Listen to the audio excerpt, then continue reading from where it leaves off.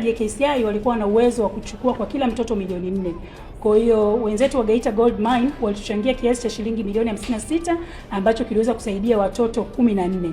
Na kwa mwaka huu wa 2025 tuliweza kusaidia sisi kama Hatim Africa, tuliweza kusaidia watoto 303 kwenye operation za moyo. Na katika hawa 5% ya watoto waliosaidiwa wamesaidiwa na Geita Gold Mine. Kwa hiyo utaona tatizo la ukubwa wa moyo ni kubwa na ni tatizo endelevu. Na hii haiko Tanzania tu, ni dunia nzima. Katika magonjwa ambayo yanawasumbua watoto sasa hivi ni matatizo ya moyo. Lakini good news ni kwamba kwa matatizo ya moyo ya watoto huwa yanapona kwa zaidi ya 95%. Kwa mtoto akizaliwa na tatizo la moyo tofauti na mtu mzima ambaye ana tatizo la moyo, uwezekano wa kupona ni mkubwa. The only catch ni kwamba mumpate mapema na aweze kupata matibabu yake kabla hajavuka umri salama.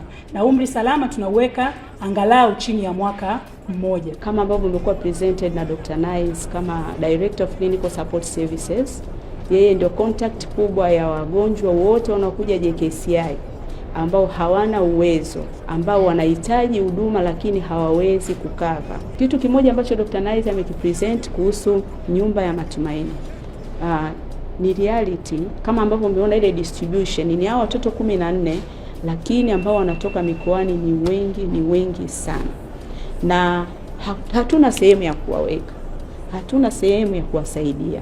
Tunatamani tuwaone mpaka wanapokuwa katika stage ambayo tunasema they are comfortable to go back to their lives. Leo tumefahamu vizuri kwamba watoto wanaoweza kubainika kuwa na shida ya moyo pale tu wanapozaliwa au ndani ya mwezi mmoja wa kwanza wanapata matibabu yenye ufanisi zaidi, na nafasi zao za kupona na kuishi zinaongezeka kuliko wale ambao wanagundulika baadaye.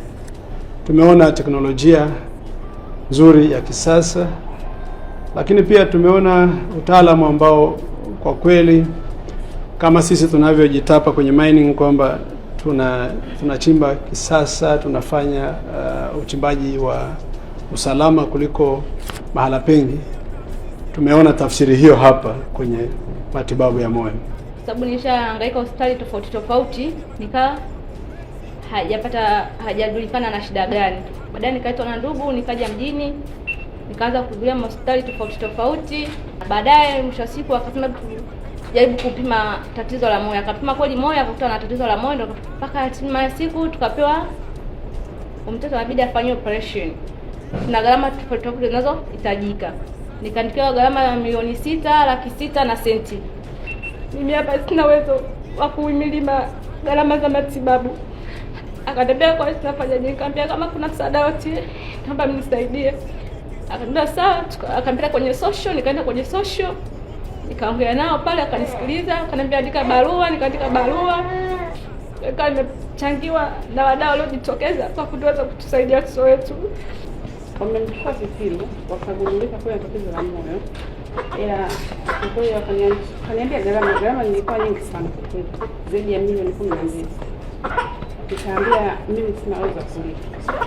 Ila wakaniambia niandike barua, niweze kutusho, nikapeleka. Kiukweli sijatoa hata 100 hapa juu. Ila mwanangu kufanyia upasuaji. Na nashukuru sana watu waliojitokeza kumsaidia mwanangu, na madaktari, manesi, wote nashukuru kwa kweli. Ya moyo wako